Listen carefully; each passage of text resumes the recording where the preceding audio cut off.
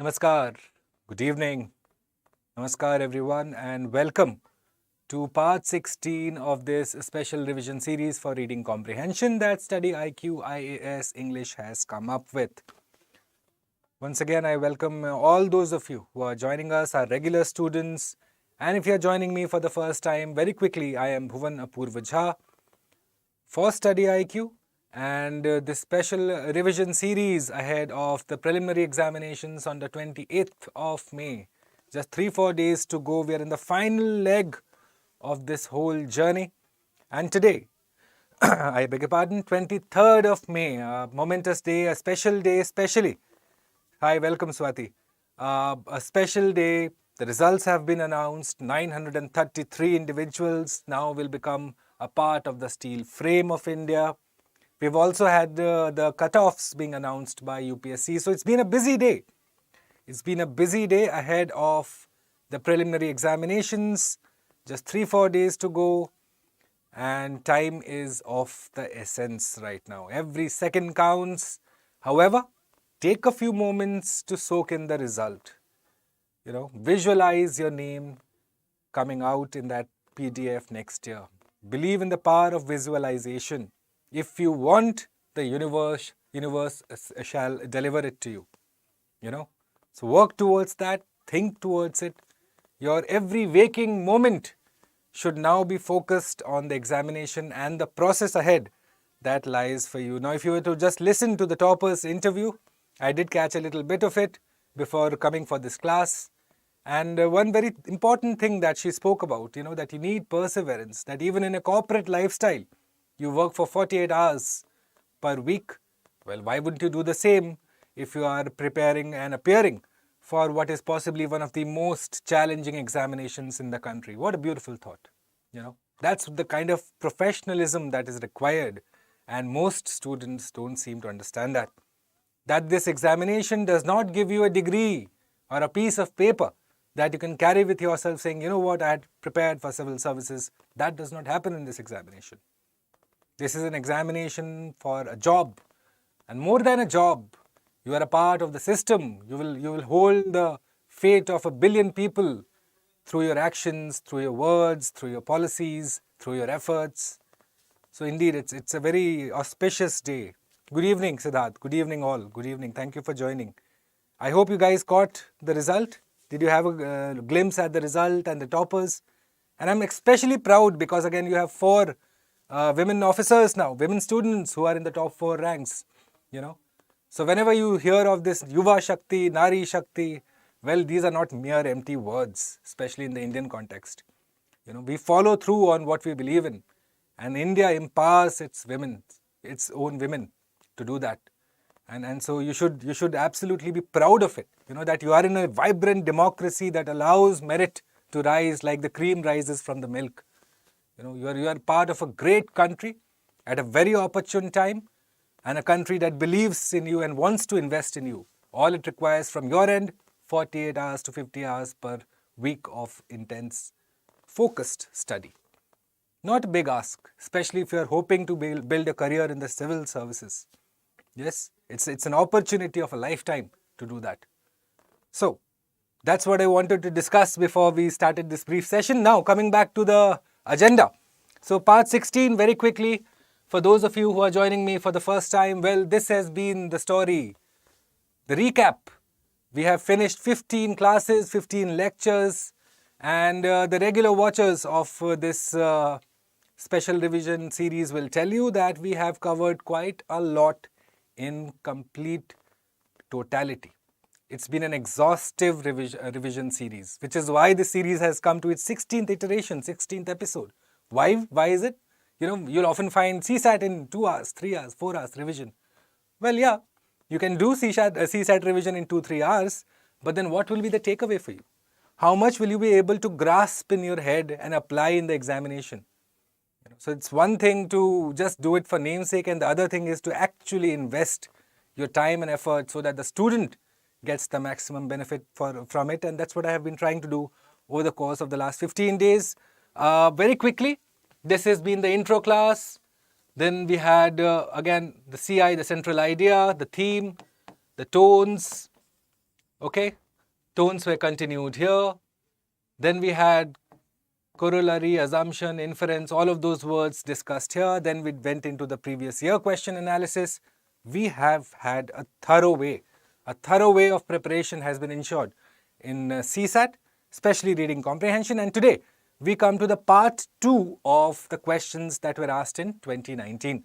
Last class, in part 15 of this series, we had completed half of the CSAT 2019 reading comprehension questions, and today, over the course of the next 60, 65, 70 odd minutes, we will look to end till CSAT 2019 so that we can begin from CSAT 2020 in the next class. And hopefully, more than hopefully, I can promise that by this Saturday end, which is 27th of May, you will be absolutely prepared insofar as reading comprehension is concerned. That is my personal guarantee.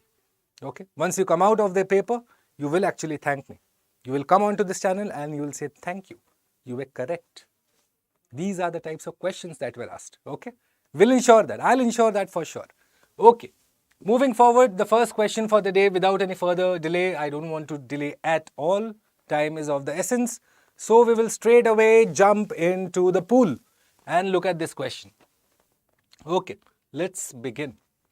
A changing climate and the eventual efforts of governments, however reluctant to deal with it, could have a big impact on investors. Alright, so 3 issues are being spoken about: climate, government, and then investors. Companies that produce or use large amounts of fossil fuels will face higher taxes and regulatory burdens. Some energy producers may find it impossible to exploit their known reserves, and they will be left behind with what is called as stranded assets, deposits of oil and coal that have to be left in the ground. Why? Because you cannot extract it. The government has forbidden it now. Okay. Other industries could be affected by the economic damage caused by more extreme weather, so natural causes. All right. So this is what we know, that governments eventually will probably start overtaxing this sector. Okay. And governments eventually will ask companies to let the coal reserves be. Don't extract it. Okay. You have caused enough damage, boys. No more extraction of coal, which is essentially what he's saying. Stranded deposits, that it will be there, but you can't do it. So the company will be having a liability that it can't convert to a resource, to an asset. So that's what the author is saying. He is interlinking 3 ideas: climate, government, and then investors. The central idea, the stakeholders of the central idea, well, these 3 only. Okay. Now we move forward. Quickly look at the question. So what are the assumptions? What are the assumptions that the author has made? What exactly is he considering for granted when he wrote the passage? Okay, let's look at number 1. Governments and companies need to be adequately prepared to face climate change. Okay. Number 2, extreme weather events will reduce the economic growth of governments and companies in future. And number 3, ignoring climate change is a huge risk for investors. Look at the first one now. Governments and companies need to be adequately prepared for climate change. All the 3 have been taken care of, right? Which is what his whole passage is based on, that prepare or else there will be catastrophe. Not just for the companies, but for everyone else. So, which means I can safely say that this is a correct assumption. Coming to number 2. Extreme weather events will reduce the economic growth of governments. Firstly, let's look at this. Has the passage anywhere, in the whole passage, has the author mentioned the economic growth of government? Has he said that? Okay. At no point, please tell me. He's talking about economic damage. He's talking about stranded assets. He's talking about investor returns, which means the liability to the companies. Where is economic growth here? Especially of the government side. The growth of the company side, yes, for sure. That's one assumption we can say. But then the government side economic growth has not been spoken about. Okay, not at all been spoken about, which means And companies, yes, this part is correct. This part is correct. This part is wrong. Absolutely wrong. We know that the passage has not mentioned anything clearly when it comes to economic growth of the government. Okay? Which means this wrong, this is wrong. Ignoring climate change is a huge risk for investors. Obviously, why? Because if you ignore and if you invest in, say, coal, and tomorrow I, being the Prime Minister, say, you know what, XYZ company, you cannot extract that coal anymore. No more. Or XYZ company, I am going to charge you 50% tax for every ton of coal that you extract. That company will be like, wow, suddenly I got backstabbed. The investors will be like, you know what, I need my dividend. I don't care. You give me my paisa. So which means it's a huge risk. They cannot afford to take that risk. They'll have to factor in all of these when they go in for their investments, when they go in to protect the interest of their shareholder, which means 1 and 3. So yeah, my correct assumption for sure. 26C. Yes, how many of you got it correct? I don't see anyone who got it correct. Okay, no problem. See how we're approaching first. Okay, analyze what was your thought process, where you went wrong. Did you think in the same way I broke down the passage, or at least remotely similar? Why did you say yes to option number 2? Analyze that part first. Where was the lack? Where was it lacking on your part? Did you interpret the passage wrong? Or number 2, you interpreted it correct, but when it came to the statement, you forgot or you missed applying that information. These are the only 2 places you go wrong in reading comprehension, guys. Okay? So this is obviously economic growth of government is not mentioned anywhere. Okay? Economic growth of investors, of companies, sure, that's a possibility. He's mentioned also that, which is why B is incorrect. So this becomes my answer. ठीक है? Hi Mallikarjun, how are you? Welcome all of you.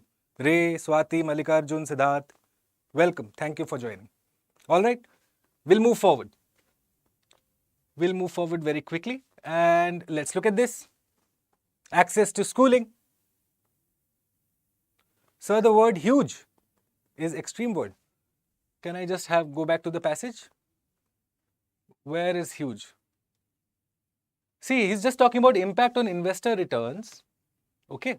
At no point is he talking about the governmental returns, na? Huh? Plus, I couldn't get the question also. Can you just clarify it though? We'll just move on to the next passage. Meanwhile, if you can just clarify the doubt for me, I'll be happy to address it. Okay? I'll be happy to address it. Okay? Have a look at the passage, please.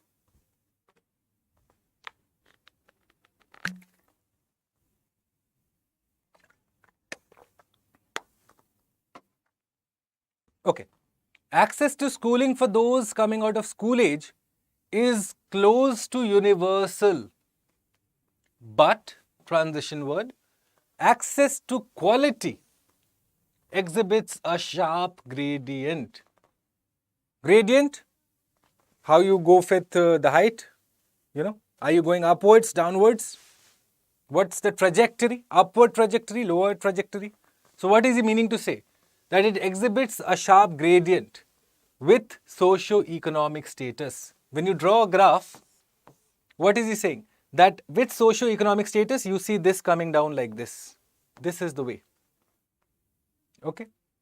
So the more privileged have access to access to quality education, whereas the less privileged don't have access or have limited access.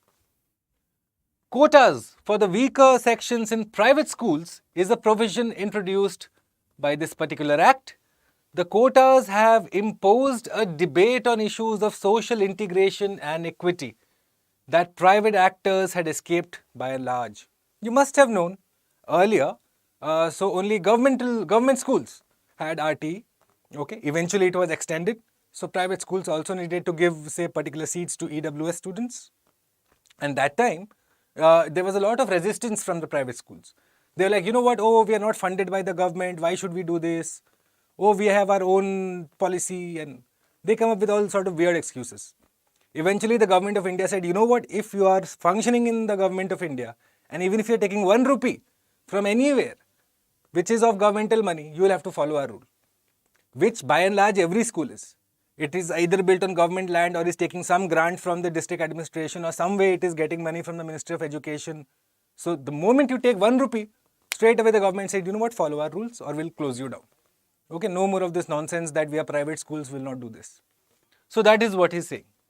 The idea of egalitarian education system with equality of opportunity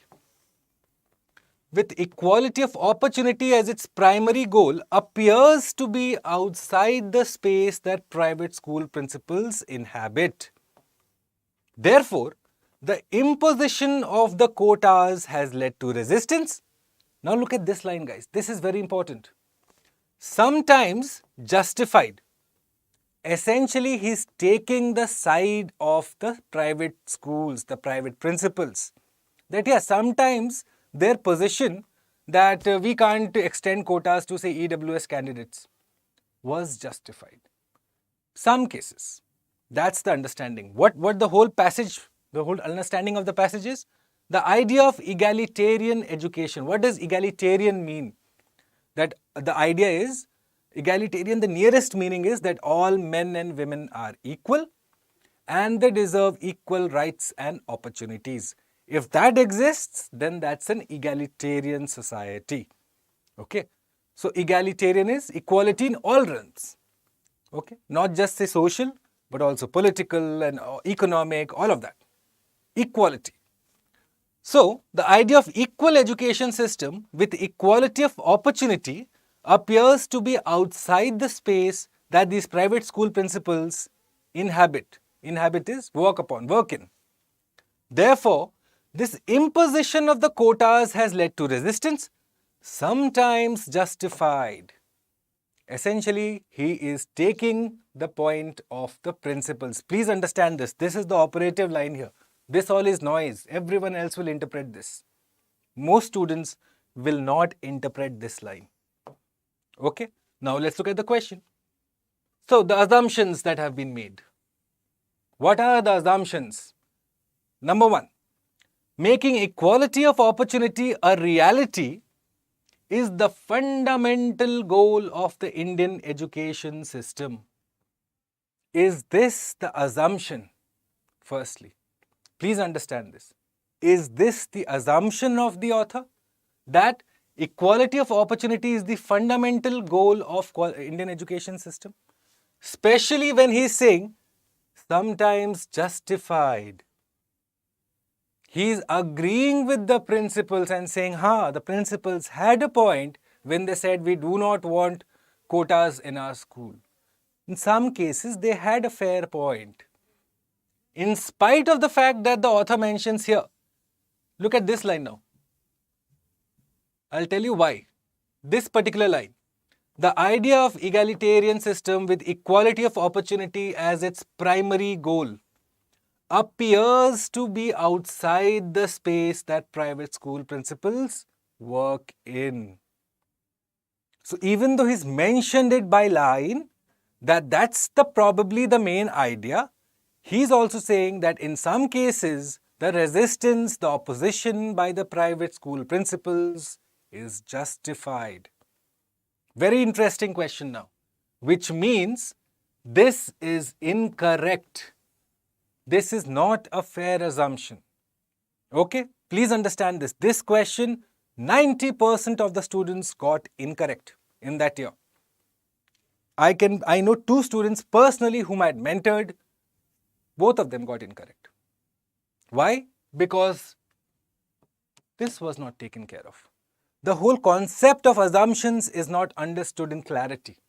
Assumption is the fundamental basis. The moment you take it away, the passage falls. If you take it away, the passage does not fall. Why? Because he agrees with the principal's position. This is incorrect.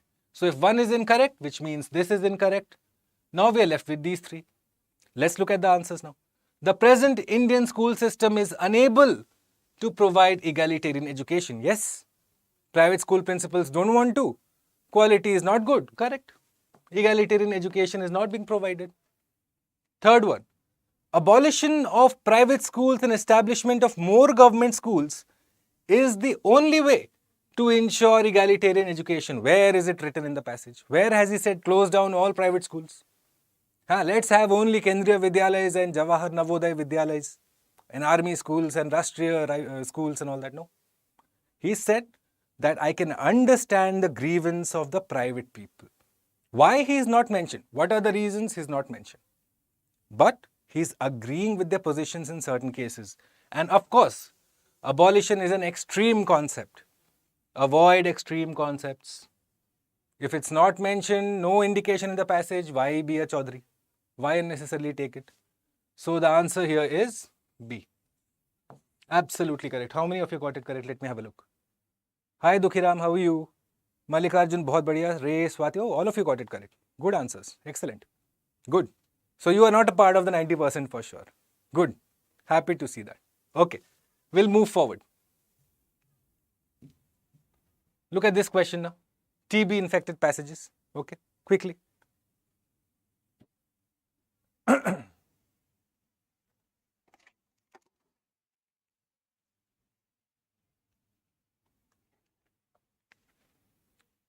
A majority of the TB infected in India are poor.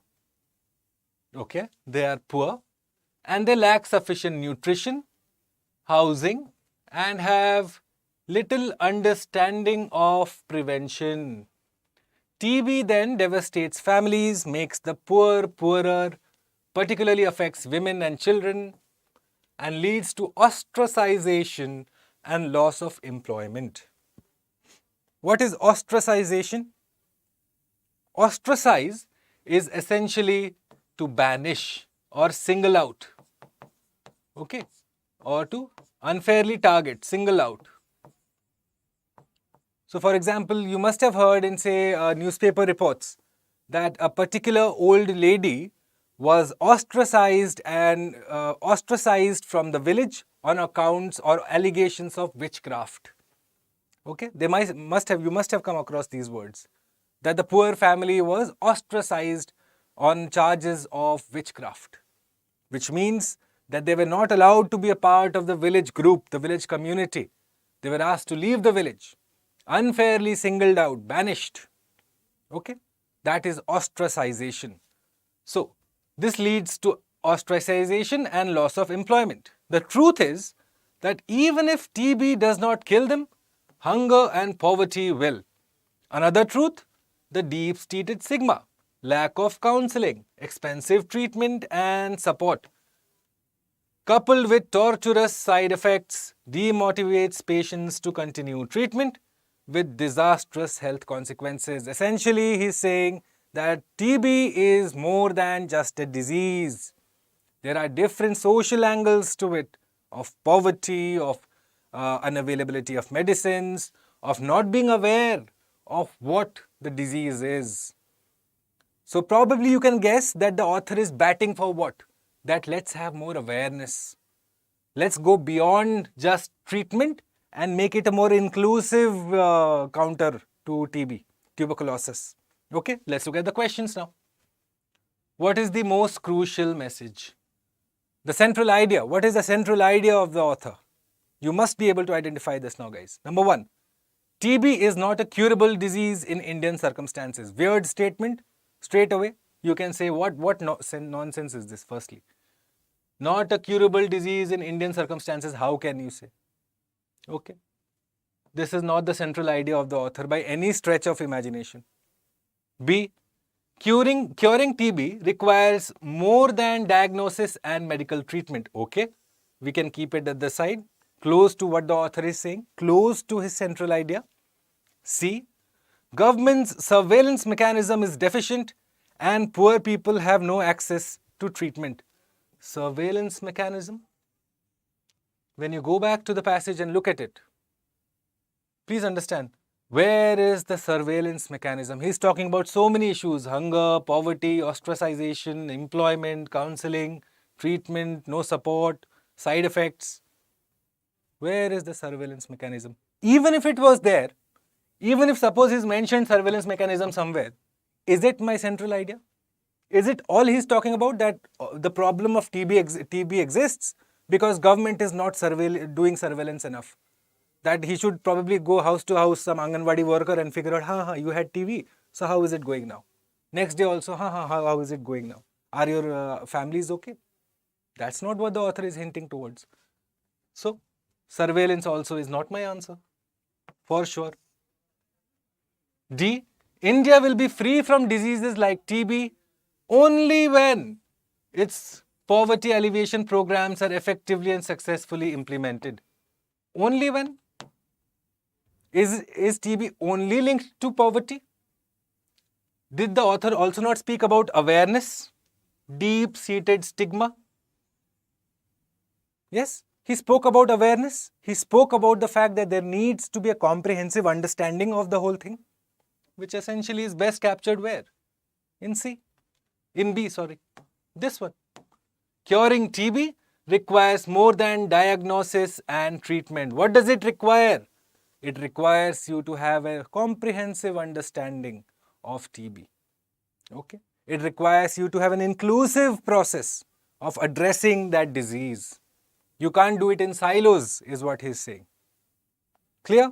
Not many of you got this correct. No. Not C, guys. Why not C? Because surveillance mechanism has not been spoken now. And even if it was, I'm telling you, even if surveillance mechanism was spoken in the passage, is it the central idea of the passage? Or what is the author saying? That TB is not to be treated just as a disease. You need to treat TB at its very root, at its very core. You need to factor in the other things, social stigma, poverty, lack of medicines, whatever he's spoken about. All of those have to be factored in. Which means my answer here is B. That is the central idea of the passage, the closest to the central idea of the passage. Okay? Clear? Please understand this, guys.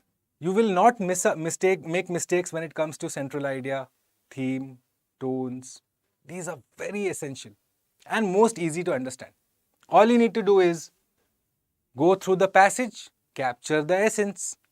How do you capture the essence? Look at the passage in totality, in toto. Okay? Never address a particular line and think, you know what, because this is there, so this is the central idea. No. Central idea will ask you to go above the passage a bit. Look at it from the bird's eye perspective. What is the larger concept that the author is speaking about? Okay? The larger concept is always the central idea. Please, if you want, you can note this down in your copies. The central idea is the larger concept or the larger thought of the author. You cannot go wrong with this. The bigger idea. What's the essence of the passage? You know, you understand essence. You will have, in summers you'll be having fruit essence and this essence. It's the concentrated solution to which you add water and then it becomes like a drink. That's what. It requires you to get that essence, that 10 ml or 20 ml of essence. And then you add your water and make a drink out of it. Okay? Fine. We'll move forward. Alright, have a look at this. GM crops. Have a look at this, guys.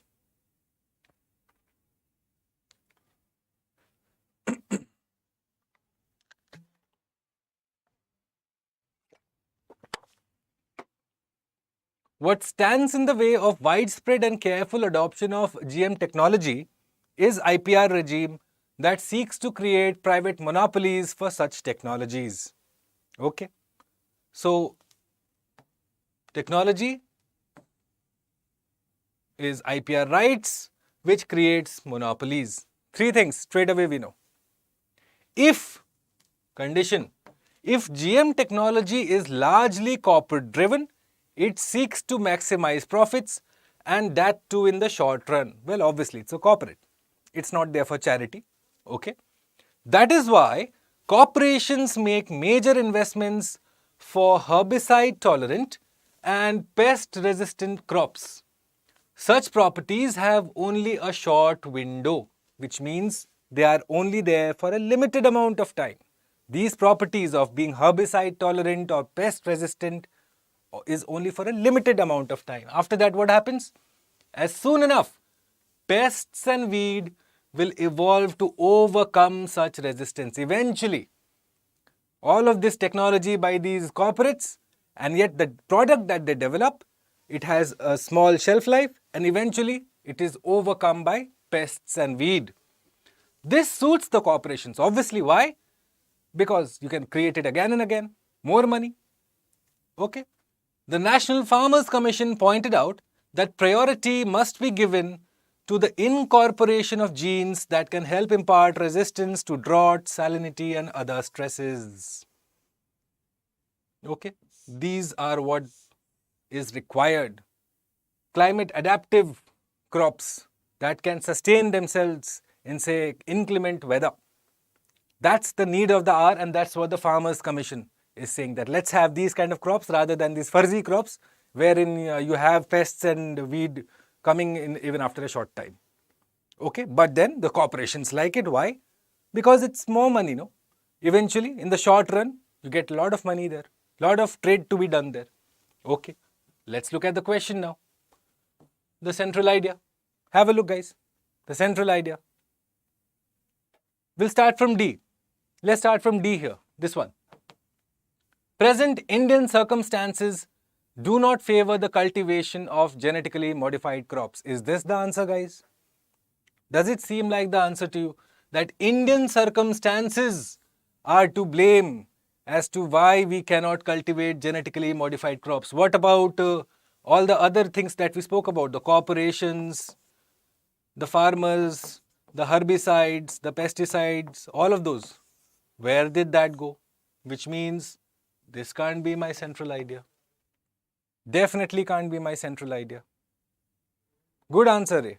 Excellent. Superb answer. I'm genuinely impressed. Good. C. Private corporations should not be allowed to do agri-business in India, particularly the seed business. Imagine this. If you are the Prime Minister and if your Ministry of Agriculture has given you this report, ki, ha sir, have a look at this. What would be your instructions? And imagine if you say, ha, you know what? Ban all private corporations, especially from seed. Then your cabinet secretary will come to you and say, you know what, sir, I think you suffer from a problem of not identifying central idea of the report we gave you. Okay? You should probably attend Bhuvan sir's class, which means this is also wrong. You cannot take this decision based on that information. No ways. Okay? B. Developing countries should raise this issue in WTO and ensure the abolition of IPR. Wow. Straight away. IPR here hata do. Is that the reason? Do you think that will be the reason? That if you get rid of this, can you do all that the passage has asked you to do? No. No ways. Again, extreme options. So easy. Extreme options, ignore. Who cares? A. Public research institutions should take the lead in GM technology and prioritize the technology agenda, which means they should invest their own time and effort. Say something like IISC, or in Delhi you have ICAR, the Indian Council for Agricultural Research, PUSA. So these institutes are the ones that do extensive scientific research in making sure that the right kind of crop varieties that can be used by our farmers are coming up. Rather than say, again, I don't want to get sued, but then there are, say, these companies, you know, the genetically modified companies, I don't want to name them, XYZ, they still operate. They'll be sending their seeds. Farmers don't use it normally. They'd rather use ICAR seeds. Why? Because it does not suffer from the problems that these corporation seed does. That they are expensive, short shelf life. Yes, the yield may be extremely high, but then the damage they do to your soil is impossible to gauge. Whereas ICAR, Atmanirbhar Bharat, they'll create a nice seed, a sustainable seed. The yield may not be as high as, say, these doped out GM companies, but then your soil will be protected. It will be resistant against, say, 46 degree right now, heat wave, it will still be there. These foreign seeds, khatam. A is the answer. Well done, guys. Exceptional. Good. Nalla Jana Prasanna. Well done. Good. Welcome, all of you. A is the answer here. Excellent. We'll move forward. I'm happy to see you guys are able to do this. Good. How many of you are appearing for prelims this weekend? Can you just quickly let me know in the chat, how many of you, those who are watching, whichever number, I can't see the number, but how many of you, whoever is watching, who all are appearing for CSAT this year? The next 3-4 days. Because if this is the answers that are coming, I'm exceptionally happy. 2-3 students stand out with their good answers, you know. It's good to see. Good to see such students here. Okay, let's look at this. What's the assumption the author is trying to make? Quickly. Quickly tell me the assumptions now. You know the passage.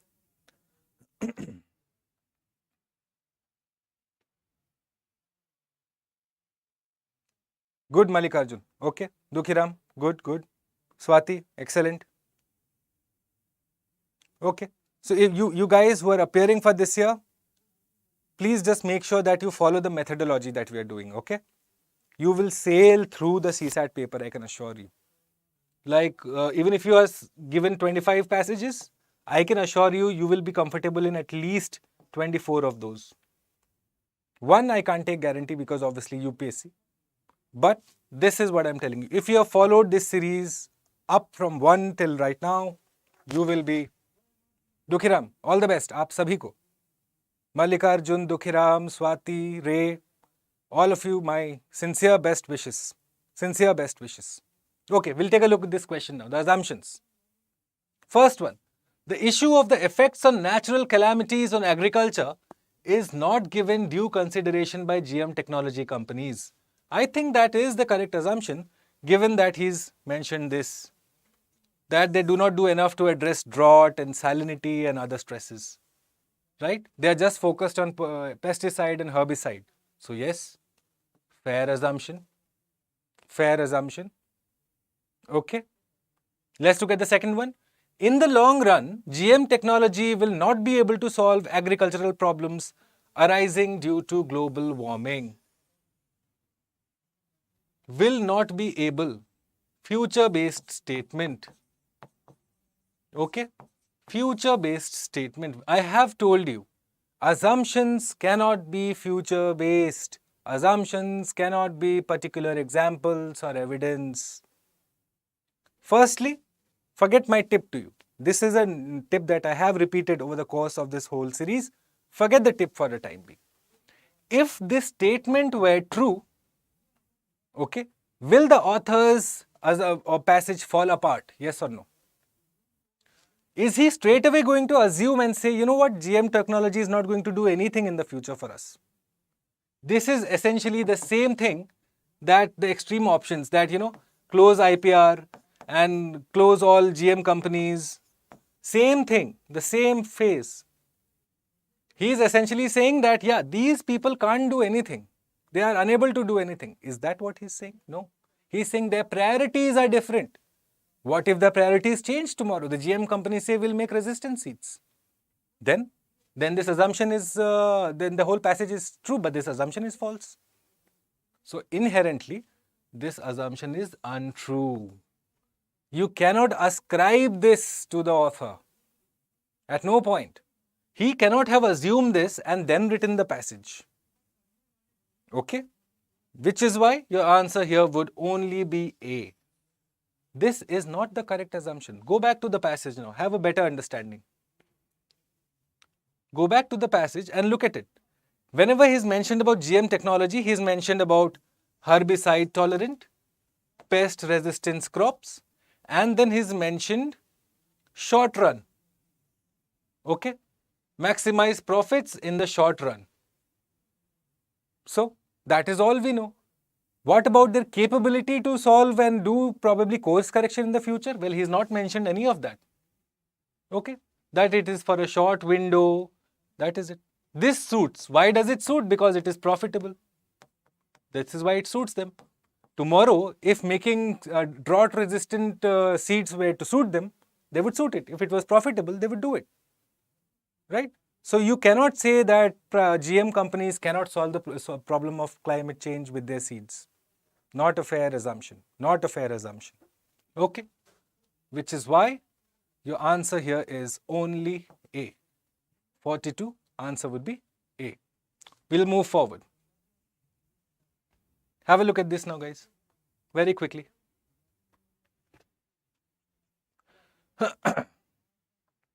Invasive species. See how UPSC almost focuses on these kind of topics for their passages? Food security, environment, agri. Okay? Sometimes it will also write a topic on human rights. Okay? Sustainable development. These are the favorite topics for UPSC. And don't be surprised if this Sunday also you find, yes, Ray, it's my job to tell you the approaches. It's my job to tell you the approaches. You don't have to thank me, please. Okay? So these are the kind of passages that they are going to focus on. Why? Because they know that students don't enjoy these kind of passages. Even when I was preparing, I also didn't enjoy these kind of passages. Yeah, it's because it's difficult to link, no, quickly. You are all used to reading geography texts and history texts and economics texts. No one reads really sustainable development agenda, the 2030 agenda. If you go through the text, it's quite boring. But then so many concepts you will learn. Okay? Quickly, let's go to this passage now. Time is scarce and I don't want to waste a second of yours. Most invasive species are neither terribly successful nor very harmful. Okay. They're neither successful nor harmful. He is taking a center point so far. Britain's invasive plants are not widespread, not spreading especially quickly, and often less of a nuisance than vigorous natives such as bracken. Okay. The arrival of new species almost always increases biological diversity. In many cases, a flood of newcomers drives no native species to extinction. You must have heard, no? Whenever we are studying about native species, you hear that, oh, when they come into a local ecosystem, they completely mess it up and the endemic species dies and this native species takes over, like the Avengers or like that Transformer movie. Such a villainous picture of native species invasive species is put to us. However, the author is taking a completely different stand. He is saying, you know what? Invasive species are good. Okay? That in many cases, no native species die. No, none of them. It's all they're co-inhabiting together. One reason is that the invaders tend to colonize distributed habitats like lakes and post-industrial wasteland where little else lives. They are the nature's opportunists. They survive. They know how to survive. Mallikarjun, I'll just come to the question. Give me a second, please. Okay. So this is the one. He's talking about invasive species versus native species. And he says invasive species are good. Okay. Not all is bad with them. Not all is villainous with the invasive species. Now let's look at the question. What is the inference that you can draw from the passage? The takeaway, the primary understanding that you can take away from the passage. All right. Let's look at the question now. Invasive species should be used to rehabilitate desert areas and wastelands of the country. Okay, we'll come back to this. B. Laws against the introduction of foreign plants are unnecessary. Laws. Have we spoken about laws anywhere here? We are just speaking about this relation and the results of it, the consequences of it.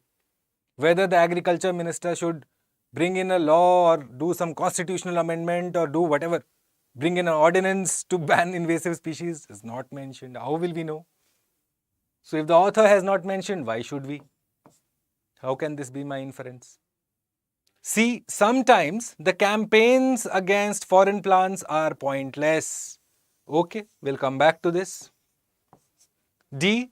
Foreign plants should be used to increase the biodiversity of a country. Should be used to increase the biodiversity only. Is it the rational inference you get? No, can't be. Obviously, he's spoken about biodiversity, that it almost always increases biological diversity, which means in the majority of cases, it increases diversity. However, there exist some cases where it may not be increasing diversity or may be compromising it. Okay. So, based on that statement, can you say that we should increase biological diversity and just put invasive species everywhere? No. In majority of the cases they do, but some cases they don't, which means this can't be my inference. Now we are left with A or C. Now let's look at A. Invasive species should be used to rehabilitate desert areas and wastelands of the country. The author here mentions that they tend to colonize distributed habitats like polluted lakes and post-industrial wasteland. There's no mention of desert. Please see both the places. One is polluted, the other is post-industrial, which means not natural. There has been some anthropological intervention there. And only after that, if you put the invasive species, they thrive. Because they're opportunists, so they'll find a way to survive. Does that mean that in a desert where there has been no anthropological intervention at all, you go and plant invasive species? No. Again, if I am an agricultural secretary and if you are my minister and if you take out that understanding from this, I'll be like, sir, 7 p.m., study IQ English IAS, go check it out. You will understand how to get inference better. Which means this also can't be. Because desert area is a natural habitat, no? It's a natural area that you're talking about. And this should have been post-industrial wastelands. If this was cut, should be used to rehabilitate post-industrial wastelands, I would have said yes. Correct. But it's not mentioned. What kind of wasteland? Wastelands could be many. Fallow land could be there. Agricultural wasteland could be there. Should you go and plant invasive species? No. Only in the ones where there has been anthropological intervention. Where man has gone and messed it up. So now we are sending invasive species. Go colonize the place. Enjoy. Okay. Which means this also can't be my answer. Now coming to C. Why is C the answer? Sometimes the campaigns against foreign plants are pointless. The operative word being sometimes. Why? Because the first line. Most invasive species are neither terribly successful nor very harmful. 50-50. Sometimes they work, sometimes they don't work. So, this campaign, this whole idea we have that invasive species are going to kill our local ecosystem, our whole environment, it's going to be compromised, our habitat will be lost. What is the point? If in some cases they are useful, why not use them? So, essentially the author is saying that sometimes the campaign against foreign plants are pointless. They have their uses in certain cases. Why not use it? Why not use it? What about lakes in option A incorrect? Hi, same thing. If you had, say, a post-industrial wasteland and polluted lakes. So, if you had polluted lakes here in place of desert areas, this would be a correct inference, of course. Yeah, go for these two areas. It's a direct statement from the passage, 100% inference. Okay. So, Malika Arjun, just to very briefly answer your question, how many questions should we attempt? Don't go with a preconceived notion, my brother. Do not go with a preconceived notion. If you have just seen the UPSC cutoff has come out today, I think it's somewhere around what, 88.2 or something? Or 88.23 or 88.3 or something? Okay, last year it was around 87, the year before that was 92. Again, I'm speaking for a general candidate. So if you look at it, you're supposed this is the trend. But then do not just understand the trend. The trend has of no use to you. Okay? Solve the paper on merit. Be like a batsman who is facing the pitch. You know, you face the ball and you play the pitch. If the pitch is difficult, try to stick there. Spend some time. If the pitch is easy, go hit every ball out of the park. Who cares? So don't go with a preconceived notion that, you know what, I'm going to target 90 marks. Because with your human efficiency, the 90 marks eventually comes down and falls to say around 65, 70 and you are way below the cutoff. So don't go with any preconceived notions. Especially for paper 2. You know, many people think paper 2, 66 marks we have to get. So somehow let's just attempt 80, 85 and then let's go home and party Sunday evening. Why? Attempt how much you know well, you know, how many educated guesses you want to take is upon you. But your focus should be on solving whatever questions you know first. First round of the paper, solve the questions you are 100% sure of, that you know. Second round, probably have broken it down to two options, A and C. Then you have a deeper look at the question. Third round, probably one or two questions on your gut feeling, one or two at most. No more, no more. That's the way you would approach so that you maximize your score. Okay? Okay, we'll move quickly forward because I'm running short of time also. Okay. Let's look at the diarrheal deaths. 88.2, yes. Last two lines, Mallikarjun, okay. These lines, kya? These ones. See, one reason that the invaders tend to colonize, why they colonize? Because no one else lives there. So what means what? Because the natural species don't stay there, the native species don't stay there. So these invasive species come and they have completely overwhelmed the place. So they are opportunists.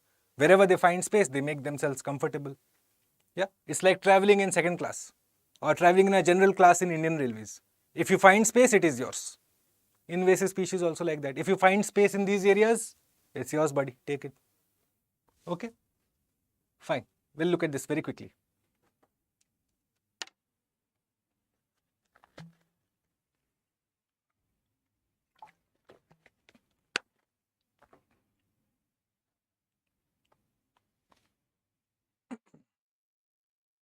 Diarrheal deaths among Indian children are mostly due to food and water contamination. Okay? Use of contaminated groundwater and unsafe chemicals in agriculture. Fine. So first part is during agriculture. Poor hygiene in storage and handling. And then food cooked and distributed in unhygienic conditions. See, he's talking from farm to plate. That journey, no? Farm to plate, he's discussing all of that. These are the myriad factors. Myriad is various, different.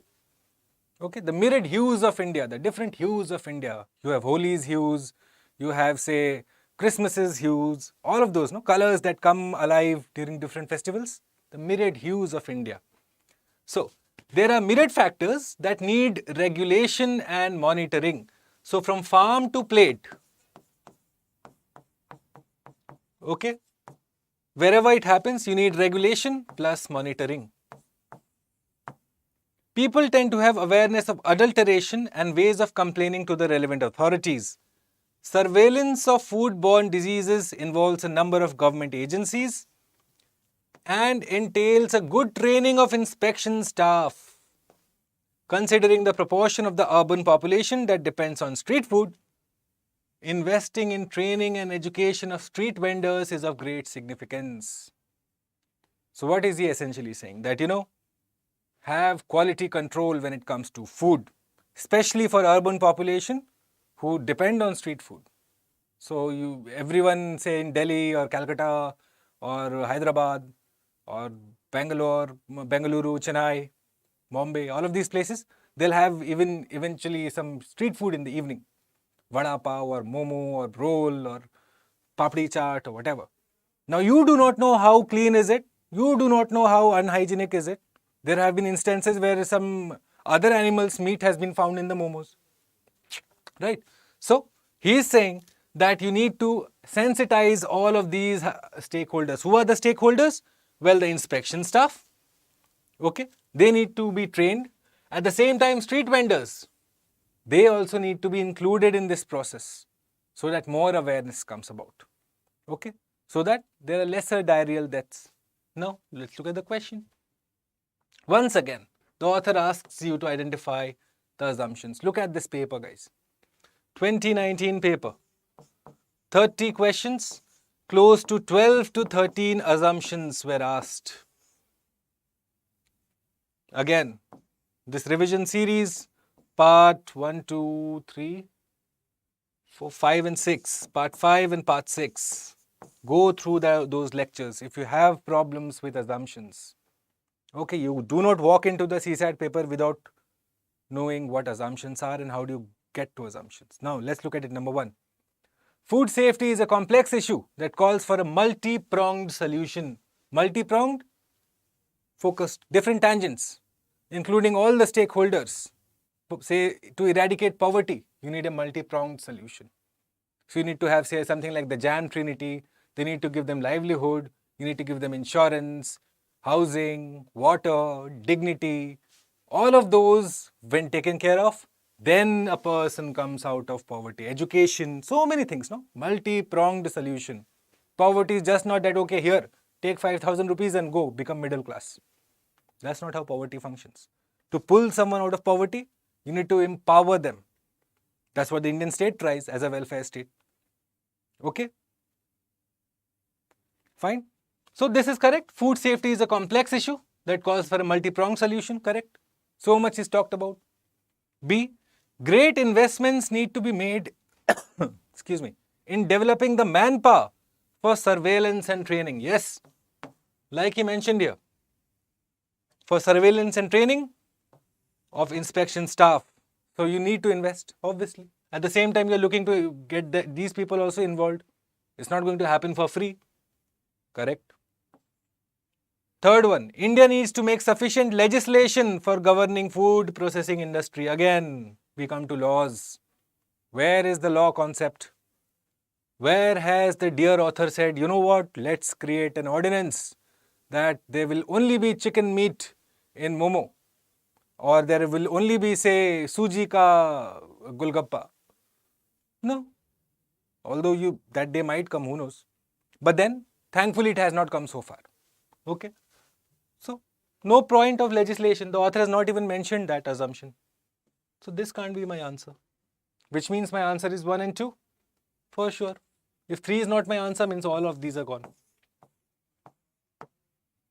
3. This one must have been an easy one. The moment you understand this word, no? Simple, done. Yes, yes. I know most of you must have got this correct. Good, good. Because simple. There is no point of legislation. How can, if the author has not assumed legislation, why should my dear student assume it? Okay? Okay. We'll move forward. Okay, let's look at this now, quickly. The interests of working and poor people have historically been neglected in the planning of our cities. Our cities are increasingly intolerant, unsafe, and unlivable places for a large number of citizens, and continue to plan via the old ways, the static development plan. If you have read how urban cities are developed, if you have read how urban cities are developed, you will see that earlier this model used to be followed, the static development plan. Eventually now it has come to a more participatory process. You have citizen bodies and you have a hub spoke model and all of those things have come in. But pehle it used to be static development, okay? Wherever the DM's koti is, the DM's bungalow is, and thereafter all things will begin from there. It's the source of power in the village, okay? That draws exclusively from technical expertise, distance from people's life experiences and needs, and actively excluding large number of people, places and activities. Look at it. Essentially, that prior to it, urban planning was just to do with technology or technical expertise. What it did not factor in was you and I. Okay? That our needs, are they being met through the planning of the intellectuals who are trying to plan our cities? If you have been to our cities, you will understand. Okay? Lack of power, lack of drainage, lack of preliminary mode of sanitation. Okay? You'll still have those issues even in the bigger cities. And by bigger cities, I don't mean like the posh area, yeah? Like Banjara Hills or Chanakyapuri or Bandstand. No, none of those. Go to the outskirts of the cities and you'll see the underbelly of the cities, as they call it. So many problems exist. So what is he saying that? That the problems exist. Why? Because people have been excluded from the planning process. That it is all just based on technical expertise, that people are not a part of the decision-making process. So what is the passage seeming to argue? What is the passage batting for?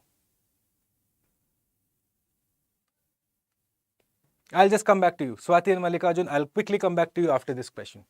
Okay? Give me 30 seconds. We'll come back to your doubts, for sure. First, let's quickly look at this.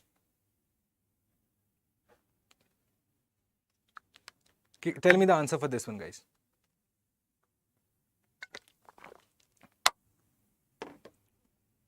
Number 1, against the monopoly of builders and interests of elite groups. Okay, builders. We are talking about static development plan, which is to do with technical expertise. What have the rich builders got to do with this? I mean, they have got a lot to do with it, outside the realm of the passage. but within the realm, within the ambit of the passage, this is not what the author is saying.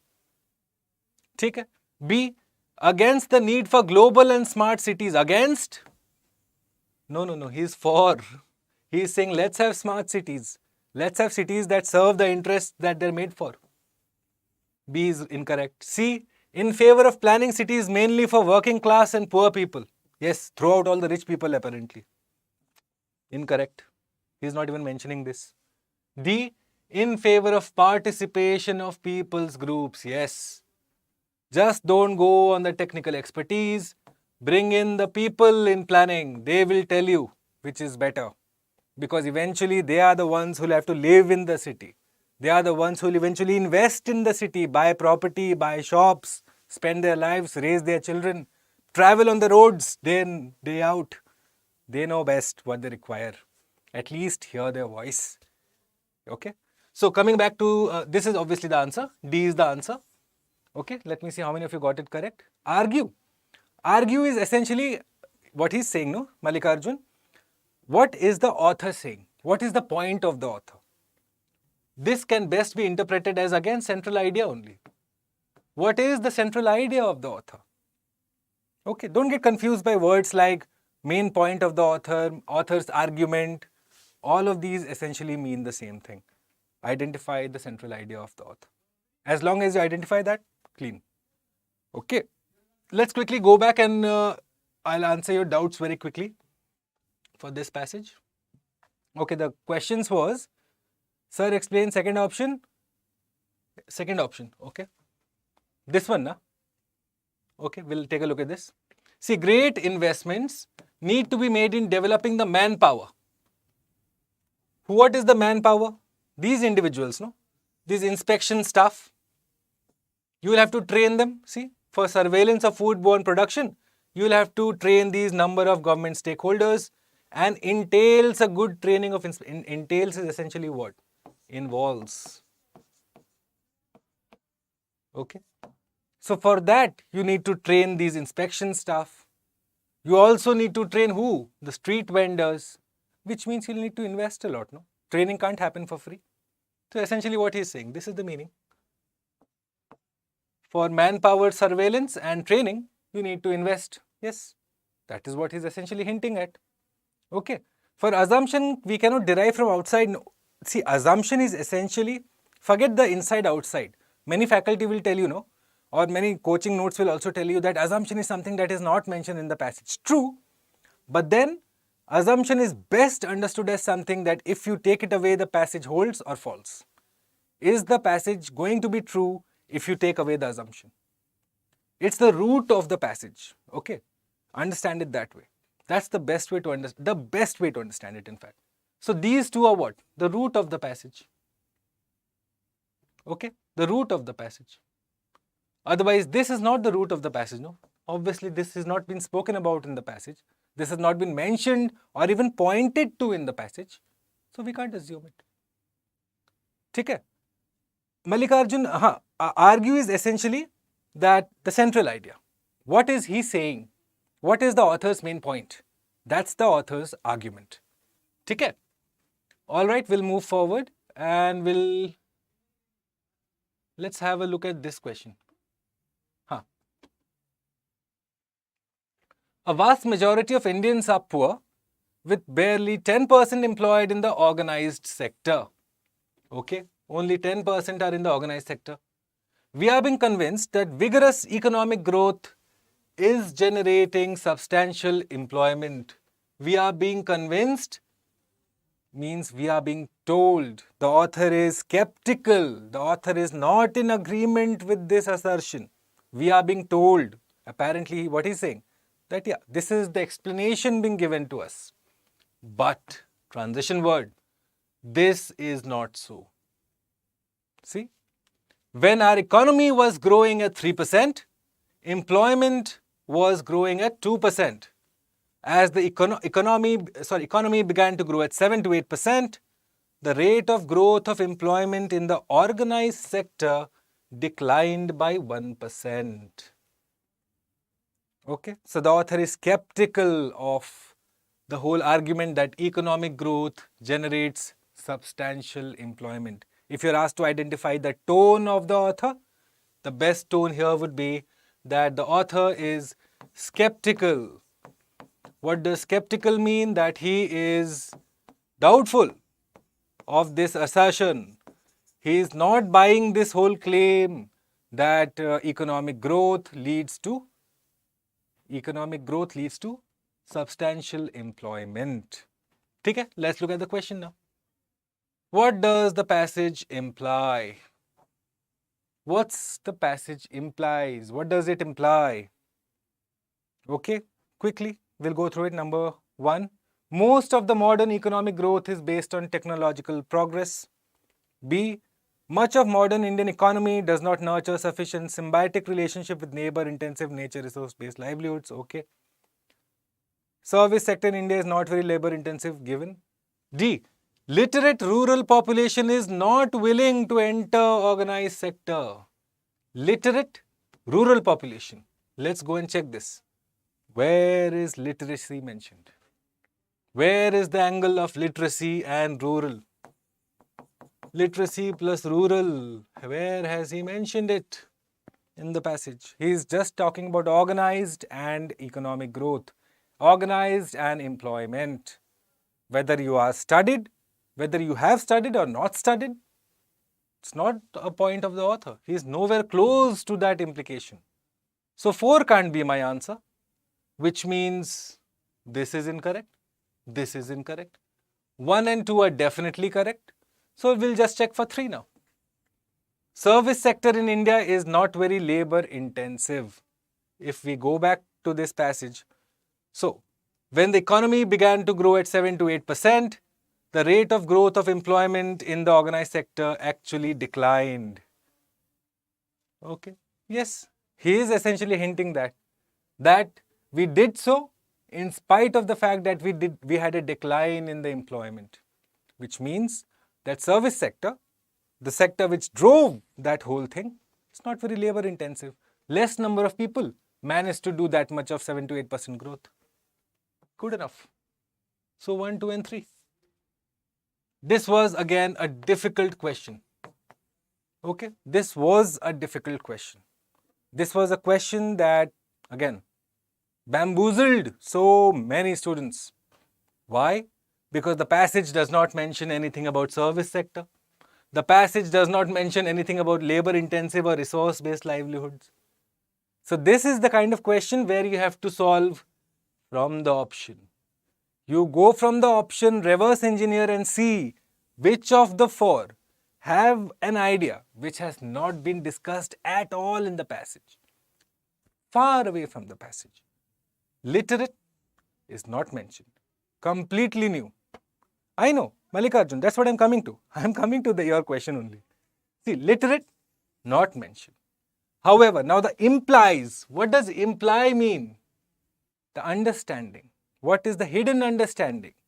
So, the hidden understanding here is that service sector, which essentially grew the economy by 7 to 8%. At the same time, there was unemployment. There was decrease of employment by minus 1%. The correlation is what? That this came because this did not require many people.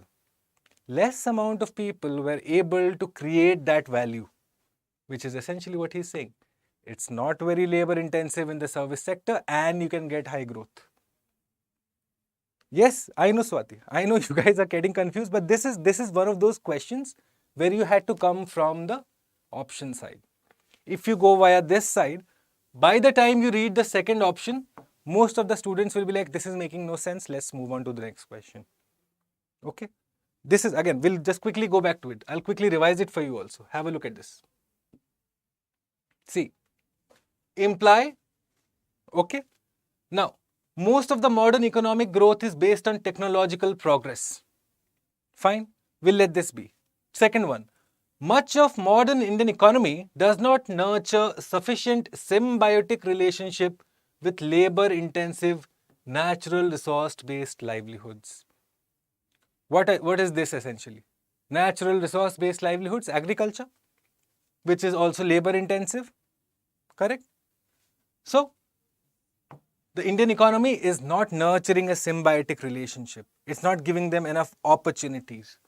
Third one, service sector is not very labor intensive. Now go back to the passage and look at this particular line, that when we began to grow at 7 to 8%, the rate of growth of employment went down, declined to 1% per year. Which means what? That at one point, your growth was high. Okay, let me get the white ink out. Which means your growth was high, but your employment went down. Lesser number of people created more value. Can you draw this? Can you draw this conclusion? That lesser number of people created that 7 to 8% value, as say opposed to more number of people creating 2 to 3% value. Okay, that is all the author is asking you to identify, which means this is correct. Fourth one, literate rural population. What about illiterate urban population? What about literate urban population? What about illiterate urban population? We have no idea. No idea. So, wrong. How can we say for sure that they are not willing to enter organized sector? Not mentioned in the passage remotely also. How am I to come to this conclusion based on what's written in the passage? No. So if 4 is not the answer, which means this and this can be discounted out. Right? 3 is definitely there. Why? Because lesser number of people created that amount of value. So 1, 2 and 3. Okay? Again, an above average difficult question for that year. Difficult question. I understand that. Okay? Okay. We'll do one last question very quickly and then wrap it up. I think we'll do this one actually. Let's do this. Let's do this, guys. Economic footprint wala, very quickly. If you, any of you know, again, just very quickly to disturb you, if any of you have a particular question that you would like me to answer for you, any particular doubt, or any guidance that you require before the final examination, well, here is my email ID. Send me an email. I'll be happy to respond to you. Okay? More than happy to respond to you. This is my email ID. Drop me a mail and I'll be in touch. Okay?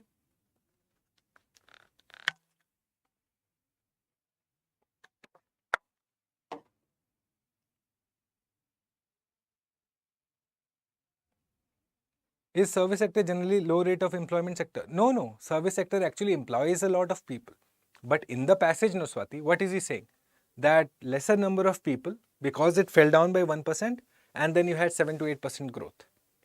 Right? So what are to be understand? That the people who drove this growth were lesser in number. India is a services-oriented industry, which means less number of service people created that growth. That is essentially the gist of the argument.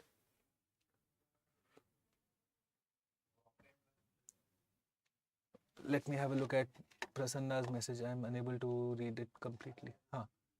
Service sector is always labor intensive, yes. But then what he's saying, that lesser number of people created that 7 to 8% value. No? Which is why that direct correlation comes in.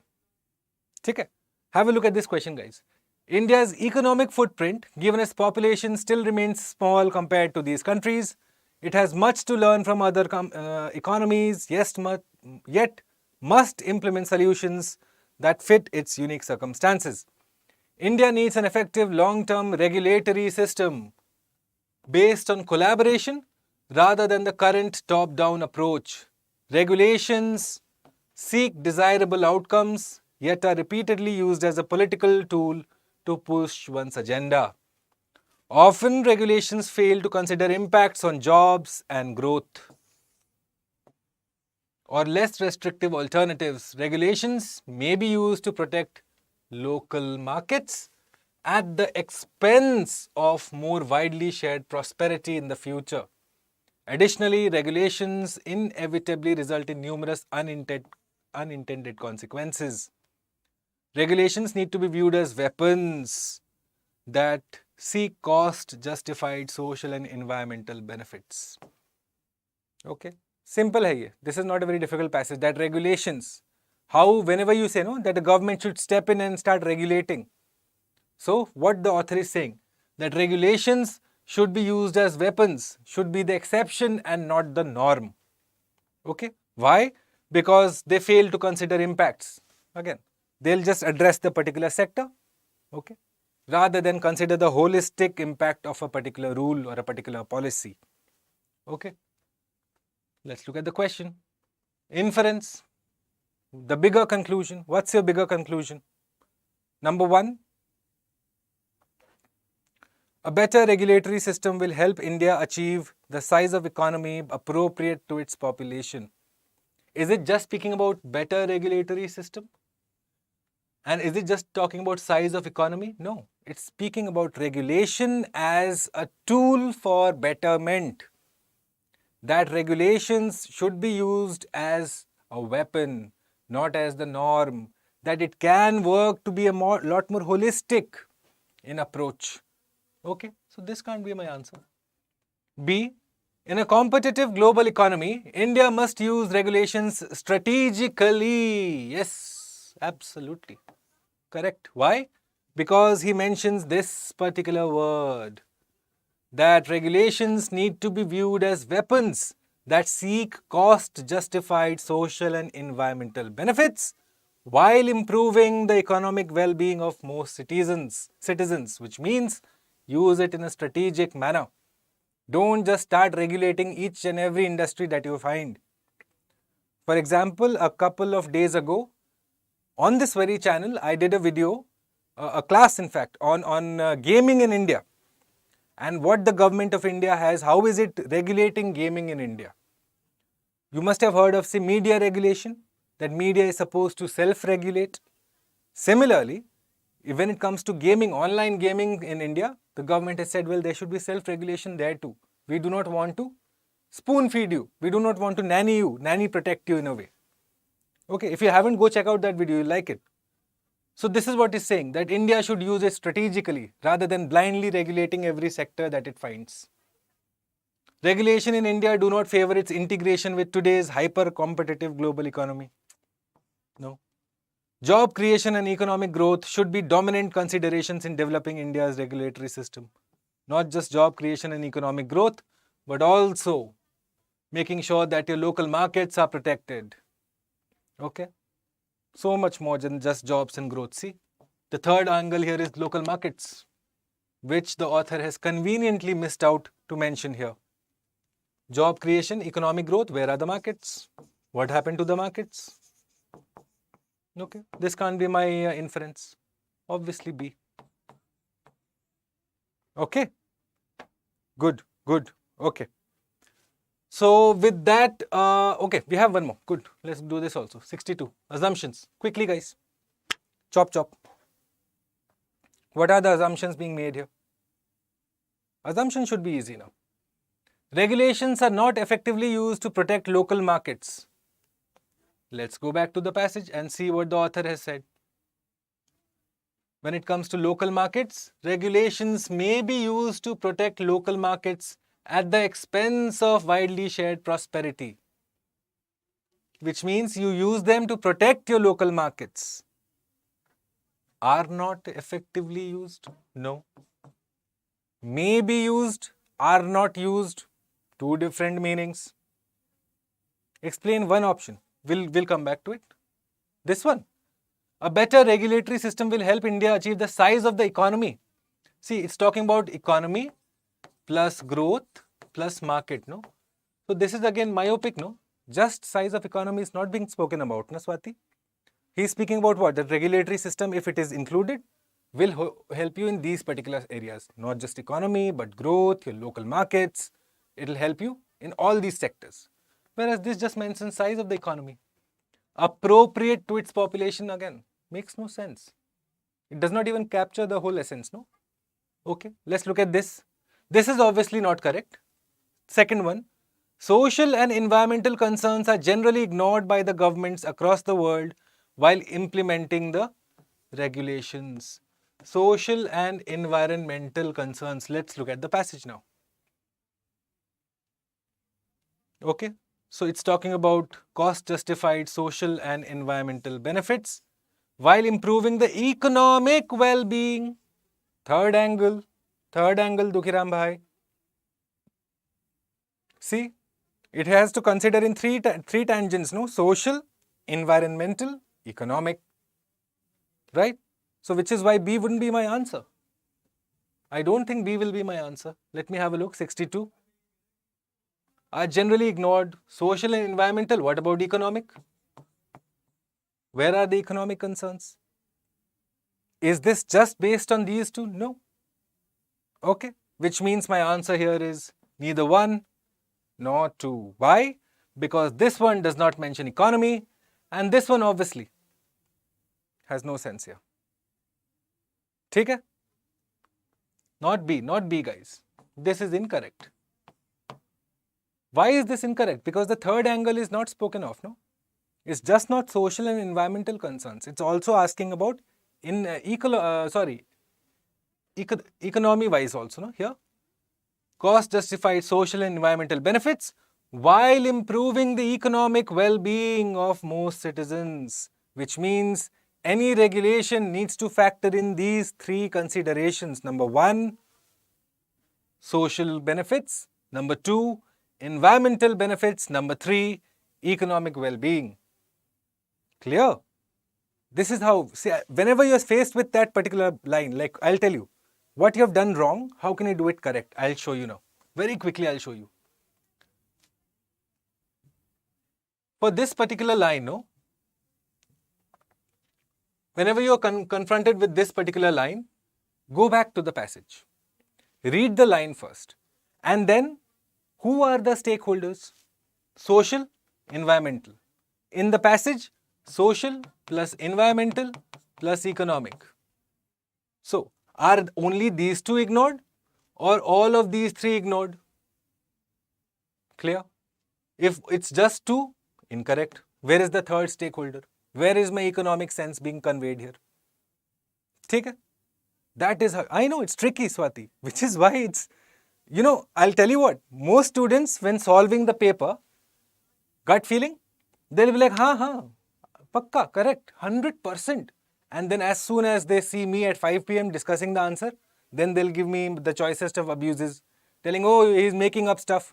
I'm not making up stuff. The passage has told this. I'm just communicating it to you. It is supposed to be tricky. Okay, you're competing to become an IAS, IPS, IRS, foreign service. Imagine, if you go to G7 summit sitting alongside the Prime Minister, you are given a report, and if you give him the wrong central idea or the theme of the message, yeah, the Ukrainian president has handed you a report, and you can't understand the tone. Is he being satirical, sarcastic? You give the wrong feedback to your Prime Minister. Kiska naak katega? 140 crore Indians names will be down in the mud, no? So they require you to be very good in understanding language. They require you to be proficient in understanding central idea, assumption, inference, gist, conclusion, implies, implication, all of those. Okay? So with that, my dear lovelies, we come to the end of 2019. 2019 is done and dusted. One of the most difficult papers, especially for reading comprehension, no matter what anyone says. This was a year where students were actually tested. Okay? Especially for assumption questions, not easy. Not easy at all. Like I told you in the 15th class beginning itself, 2019 was a challenge paper. And we'll come back to 2020 tomorrow. Same time, 7 p.m. IST, I shall see you. Please make sure that if you have troubles in these questions that we have done today, revisit the lectures part 5, 6, 7, where we have discussed the fundamentals as to how to approach to identify assumption, inference, gist, all of that. Okay? Don't worry if you have gotten it wrong. My job is to make sure that you do not repeat these mistakes on Sunday. Okay? And that I will ensure. Just stick with me. Put your faith and trust in me. And I'm pretty sure, I'm certain, on Sunday evening, it will be all smiling faces. All of you will be smiling here, giving me the thumbs up that yes, my advice did help you. Okay? Till then, I'll see you again tomorrow 7 p.m. But before that, if you enjoy current affairs, if you like reading about international affairs, well, every evening 9 p.m., I also do a live stream on a particular topic. Today's topic, is on Armenia and Azerbaijan, as to what's happening there. And if you have ever heard of the topic of the corridor, okay, there are several corridors there. So we'll discuss all of those. We'll discuss the EU response, the Russian response, whether indeed Russia is now entering into a second front, or is a NATO, as usual, a toothless body. So many questions to answer, especially for mains, especially if you are looking to understand IR from a very interesting perspective, from an Indian perspective. Like if I ask you, what's the Indian policy for, say, South Caucasus? Okay. Obviously, firstly, you should be able to identify where is Caucasus. Okay. So all of these questions we'll be discussing half an hour from now on this very channel, StudyIQ IAS English. Please do make sure you join me for that. Oh, Dukhiram, you're from Darjeeling. Kosto chau? Thik chau ti? I have studied in Darjeeling, so I know a lot about that place. I've studied from St. Joseph's, Dukhiram. So North Point. So it's a town that's very close to my heart. Glenaries, Mall Road, Chaurasta. Oh, I love that place. Anyways, I shall see you all again tomorrow. And for those of you who'd like to join me for the 9 p.m. live stream, please do make it convenient to join me. On that note, once again, thank you for joining all of you guys. Swati, Dukhiram, Malikarjun, Nalajana, the rest. I forget the names, Ray and everyone. Thank you once again for joining. I'll see you tomorrow 7 p.m. with the 2020 Civil Services CSAT paper, and we'll be doing it all once again.